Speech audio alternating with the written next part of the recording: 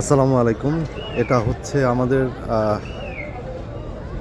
চরফ্যাশন উপজেলার বেতুয়া ঘাটে আছি। আমি ঢাকার দিকে যাচ্ছি। আমরা লঞ্চে উঠেছি তাশরিফ ৩। এখানে আমরা একটা ফ্যামিলি ডিলাক্স কেবিন নিয়েছি। আর এখান থেকে হচ্ছে বেতুয়ার ঘাটটা। আমি একটু দূরে একটা রিসোর্ট আছে আমার কাজিনের, কুইন আইল্যান্ড রিসোর্ট। আপনারা ভোলাতে আসলে, চরফ্যাশনে আসলে এখানে থাকতে পারবেন। আচ্ছা, আর আরেকটা বিষয় এইখানে একটু জুম করে দেখাই, জেলেদের জীবন। এই যে এইখানটাতে কিন্তু ওনাদের আসলে বসবাস, ওনারা থাকেন, বসবাস করেন, ফ্যামিলি সহ রান্নাবান্না করেন, সব কিছু এখানেই চলে।